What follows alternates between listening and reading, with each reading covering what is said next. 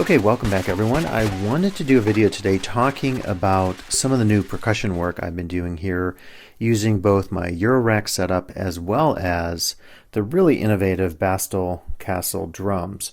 And I actually had one of these and I was super impressed with the sound, so I recently picked up a second one. I found a demo deal on Perfect Circuit and I thought this is perfect timing to have both of these in my system.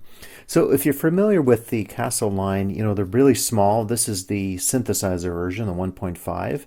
I have adapted it here with the larger knobs, which actually don't work super great just because of the DuPonts.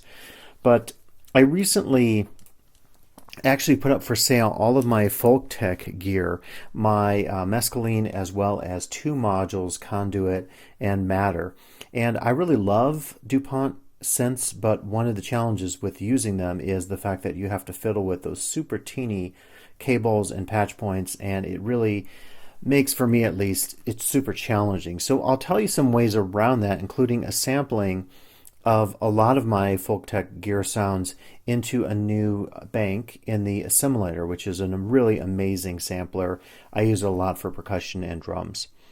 So the way this patch works is you are going to be hearing that both of the Kastle drums are being used extensively, and I'm taking advantage of both the input and the output that's allowing syncing of the various devices here. So I have a master clock set up here using 2 pico triggers.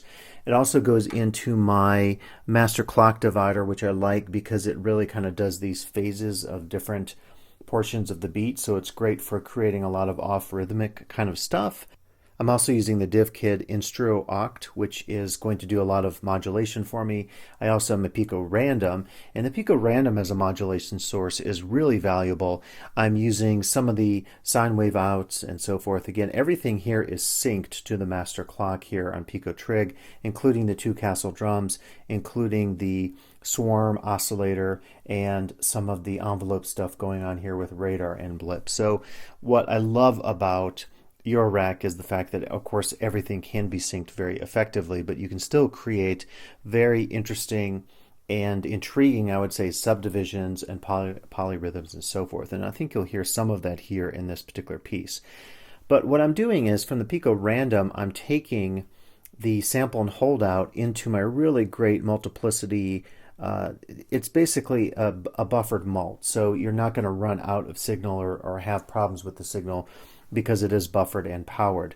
And so this is giving me a series of outs, 1, 2, 3, 4, 5, 6, 7, 8, 9, 10, 15 different, or actually similar, right? They're duplicates, but they're 15 sample and holdouts. And then that's being multiplied all over this system in different ways. I actually have yet another mult over here that gives me another 3.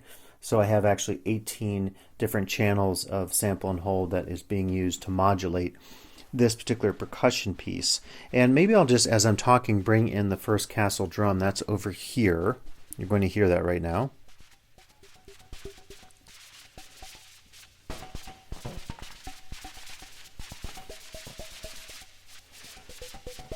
And this particular drum then is, I could maybe at some point in the future show you, it's a very simple setup. Really what I'm using both the Kastle drums for right now in my setup is I'm just essentially triggering the internal sounds and tweaking it to the extent that I get a really nice glitchy sound. So I'm not doing a lot of modulating in and out with this particular sound per se. I do use it actually as an audio copy over here with another mult that is almost really working as like an envelope follower, a poor person's envelope follower.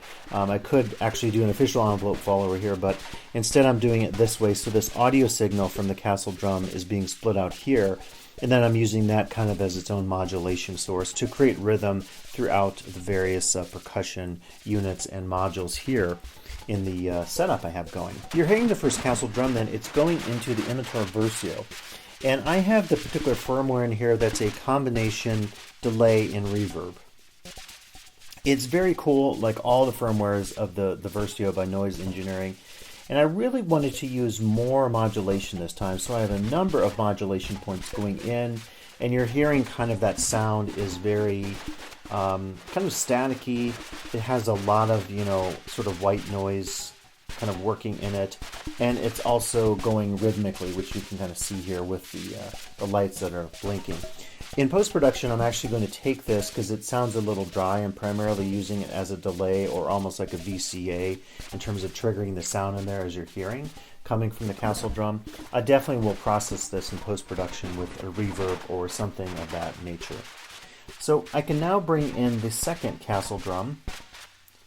And in the final version, which will be A Day of the Microbes 2, this particular piece, you're going to hear the tracks coming in at a different... I actually have to turn on the power here for my second Kastle drum. And then it's going to go right on there, you hear it. But you're going to hear a different order when I actually do this in the final piece. But I just want to kind of highlight the Kastle drums, because for those of you that are part of the Bastl group here on Facebook, I think there's a lot of wonderful tips and experiments that people have been sharing. So I wanted to throw this out as well, since I just recently picked up the second Kastle drum. So this one is very cool as well. Again, we're taking advantage of the sync. So syncing in to essentially control the clock or the trigger here, coming out of, again, the Pico trigger kind of as my master clock. And then this is coming out and going into a variety of modules. So it's going into Data Bender, and Data Bender is one of my favorite modules, and I should make sure that the break is also on there. It's one of my favorite modules because really when I first got it, I thought I was going to use it for drones. I thought I was going to use it for creating interesting tales or artifacts. It does do all that, but I never knew that this would be a rhythmic percussion source. If you're looking for a module that's going to really throw your percussion tracks, your rhythm tracks into another dimension, I would seek out a Qubit Data Bender. I just think it's an amazing module. The various sounds are so unique, and you have such a variety between corrupt, break, bend, and freeze. You can also put it in macro mode and do a lot of different things with it. Fully adjustable, of course, in terms of your wet-dry signal. You can control the amount of repeats or the rhythmic content, so more artifacts are coming in now. And what's very cool is I can also take my clock source in here. You see it's actually triggering in time with my master clock. So that's kind of the first place where this is going. It's adding artifacts to the Kastle drum, the second one. Then it's going into Prism, which I super love. I've got the cutoff being modulated, and I've kind of gone in and tweaked the sound so that I could choose between the delay, the filter up here, the decimate sound, and so forth. And that's a very unique module as well, and I just think Qubit puts out some of the best modules out there. In terms of the quality, the look, you're never going to find knobs as wonderful and easy to use and touch, that you will with the Qubit modules. And then that signal is also then going into my Black Hole DSP Erica Sense, which just has kind of a panning effect. I'm just drawing out that stereo separation a little bit more with that module, and then that's going into the mixer. So those are the two main rhythm tracks, and again, what I've been doing in this microbes experiment is using Kastle drums. The first one I only had one. When my second one came in, I said I've got to use it, and I think we'll stop there. I don't want to get a third one. One thing I want to do, and those of you out there might want to think about this as well, is think about some mounting potentials or solutions. I've been using these cell phone clamps that have a spring action in here. What I was thinking of doing, and then it just clamps on a desk, what I was thinking of doing is maybe coming up with a way to take my two Kastle drums and maybe with a wood enclosure kind of make them into one full piece and then see if I can mount it on there, because I really would like to have it almost floating in the air, like I have some of my other devices off screen. I have a Venture Still Reverb that actually, let me just turn the camera super quick so you can see what that looks like. It just really floats in the air here on one of those, and I just love it because it just gives me so much potential to use it here as opposed to on a desktop. So I really like the idea of taking some of my smaller outboard devices that do not fit into the Eurorack or aren't part of a Eurorack and really try to elevate those somewhere up in the air just so I can use them more easily and work with them and tweak their parameters. By the way, I saw someone on Etsy is selling a Eurorack version of the Kastle, and I guess that's fine, but my sense is it's not Bastl, and I think Bastl, is doing a lot of, like a lot of great Eurorack companies, notably Mutable Instruments does this, releasing all their firmware, and everybody can use it, but I guess I'm just a little wondering about that because the money is not necessarily going back to Bastl, but they do make a version of this. Someone makes on Etsy, and it's almost like the Kastle drum in a Eurorack unit. But I don't think it's that big of a deal. So for those of you that have big Eurorack setups like me or other semi-modular gear, I don't think it's a big deal. I need to come up with a better solution than just sticking on top of my modules. But for now, that's kind of what I'm doing, just to take advantage of the potentials of using them here. And after the Kastle drums, then what I tried to do was to build around this. So I think the first build that you might find interesting here is actually going to be the quad operator here, which is a really cool FM synth that has 4 voices. It's one of my favorite modules. What I did here was I created 4 different tracks, and I have 16 tracks total in this piece. A ton of modulation going on here from a variety of sources, whether it's pico random, whether it's my big mult out of my sample and hold, or it's just maybe some rhythmic trigger sources from the 2 pico trigs, and then my clock divider. It's really getting a ton of modulation, and what I wanted to do with this was to create something percussive and not drony, and I think it's pretty interesting. So I'll bring these all in at once, and what I'll do in the final mix as you hear it is I will actually maybe separate these across the stereo field. I'll also add some effects on these because they are coming out dry, so we'll do a little in post, but you're hearing those now. And so they're just kind of glitchy, nice little sounds that you're hearing that I think work pretty well in this piece. What I'm trying to do is create some rhythmic possibilities, but not using like a lot of traditional drum sounds like I've done in some of my previous percussion experiments. So these are kind of like little glitchy FM sounds that you're hearing here. Again, there's a ton of modulation going on inside the device itself, if you know how this modulation matrix works with the 4 voices, as well as all the voices coming in, adjusting the gain, the ratio, and other various parameters here on the quad operator. So you're hearing that now. Now, let's see, what can we bring in next? Let's bring in Plonk. And Plonk is just a very simple voice right here. I really wanted a sound that had a little more substance to it and had almost like something that wasn't purely rhythmic, so something to fill the air a little bit. And I think you're hearing that in the sound.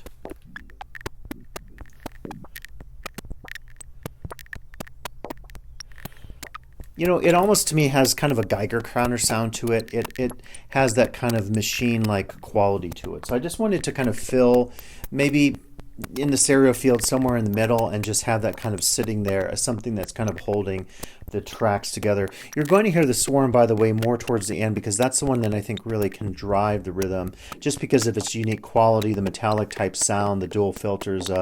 By far, maybe one of my favorite modules right now is the quadratic swarm oscillator, which I just love more than I think I can express. I also have going on here my carp module, and that has a ton of modulation going in as well. And what I did this time, I took the carp out into my TipTop Audio wave folder, the fold processor. I took another voice, which was just an audio rate envelope from Radar, which is such a killer unit. Anything that Erogenous Tones makes, it's just beautifully done. It just looks great aesthetically, and it's super powerful and just really well made.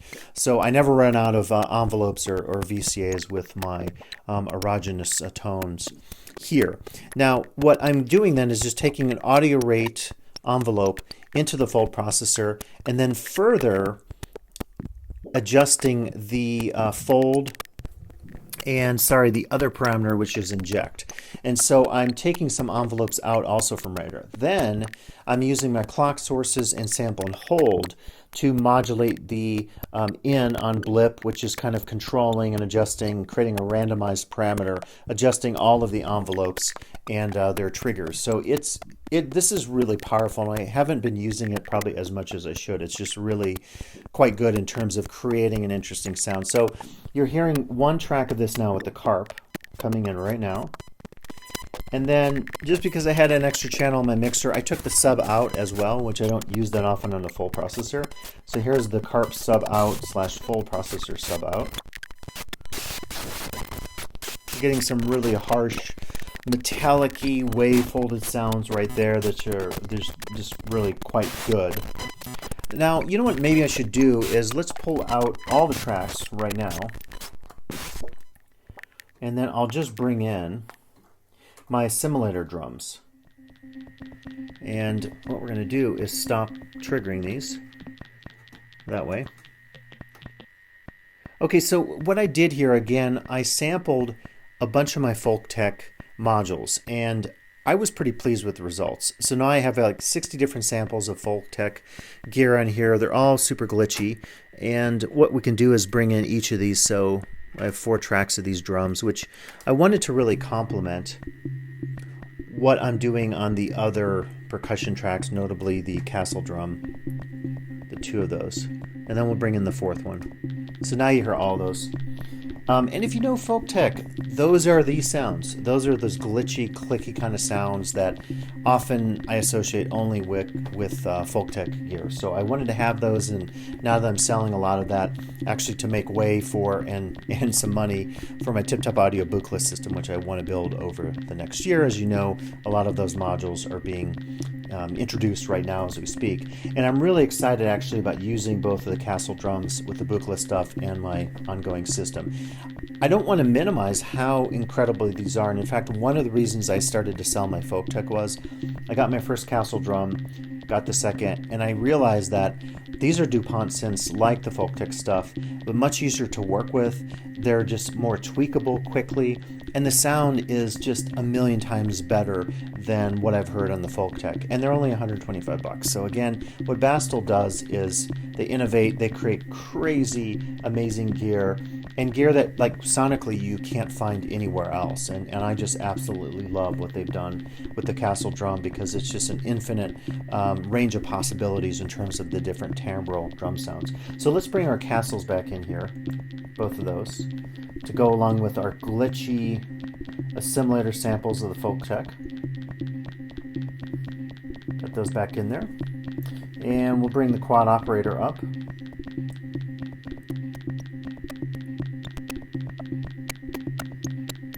And now let me bring in the Waiver. So the Waiver is another Bastl module along with Casper, a collaboration. And up until like 2 weeks ago, I didn't even understand how this module worked. And I kid you not, the whole time I was taking, so there's a mix out, which is a clean out, and then there's the actual like affected out in the middle. I wasn't using the right output, and I think it's just because the way the light in my system hits these, I couldn't see it. So now I am like infinitely impressed with this module, right? That's a kind of a big deal when you have the entirely wrong output and you're not getting the wet signal. So this is taking 3 sound sources. You can mix them here. It's creating these incredible glitch effects, and the CV modulation here is really creating, again, rhythms on par with those glitchy artifact rhythms I'm creating with the data bender. So this is really complementing my system in some amazing ways. Now, if you're wondering what are the sound sources, so I have 3 sound sources. I have one copy somewhere, I don't know of which of the Kastle drums, going into one channel here, I think channel A of the Waiver. Another channel is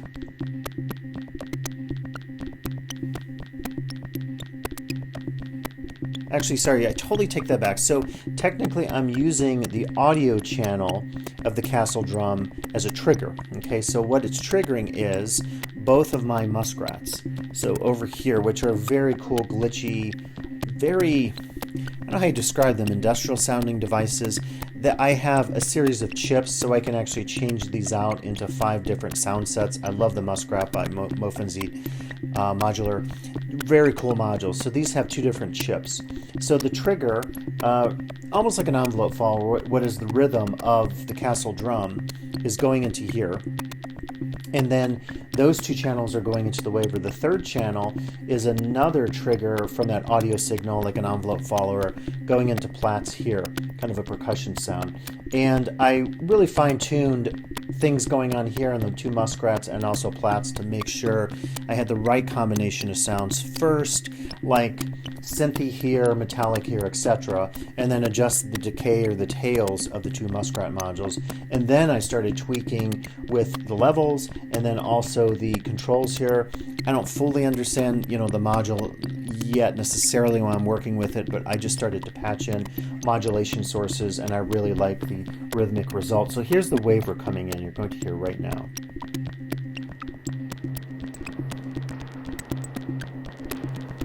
And real quick, maybe I'll take everything out just so you can hear it.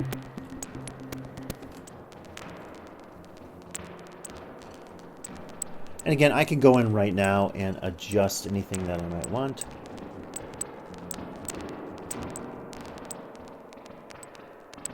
It's just a huge variety of sounds that you can create with the Waiver, but it's definitely a very particular module. And by saying that, I mean, you really have to work with it carefully, but you can achieve such a palette, a range of sounds with it.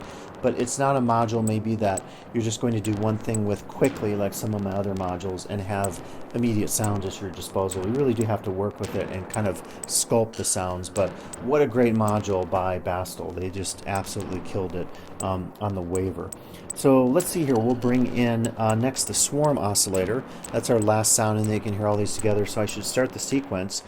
This I have running on the drone oscillator, which is maybe surprising when you hear this. I also have the percussion, the additional voice on here that gives it that clicky sound, and then I'm just triggering 2 of the step sequences here. A lot of people that talk about the Swarm, they harp on the fact that it's limited because you can't randomize or do different variations of the simple 8-step sequencer, but to be honest with you, it's been beyond amazing for me right now. I haven't seen any limitations in terms of kind of what people are saying about the sequencer itself. So this one I really worked on tweaking. I have some modulation going in, a couple of patch points here. You're going to hear that nice quality. What I like about this module, this has a built-in spring reverb here inside my tip-top audio case. And I love how you can hear a spring reverb being triggered almost like its own instrument, just because of what is happening, mechanically and electronically with the spring reverb. So it almost at some levels makes me think, you're getting an additional voice, or at least kind of a timbral quality of sound that's added on that's really hard to achieve, I would say, digitally, just in my opinion, with other, emulations of spring reverbs. So this is the metallic sound coming in. Let's hear that now. I think it's very cool.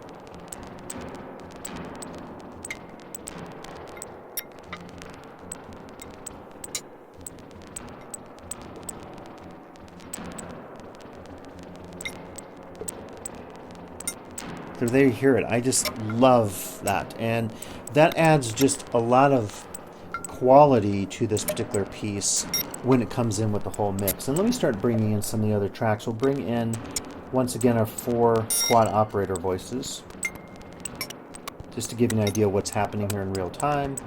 Bring back the assimilator folk text samples next.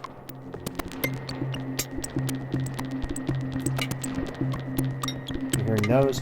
Bring in the first Kastle drum that's going through the Versio.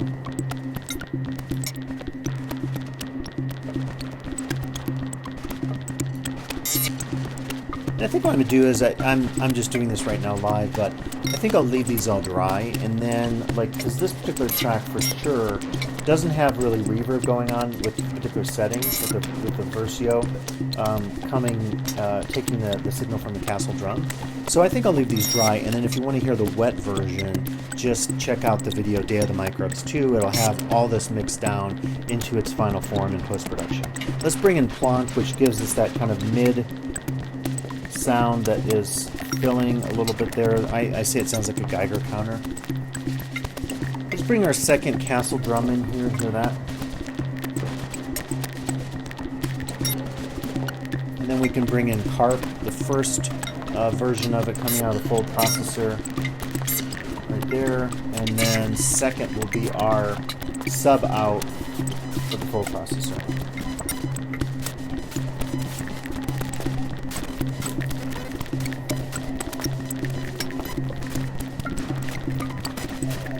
And so that's going to do it today. I just, again, really wanted to show you the potential of using the Kastle drums with your modular setup.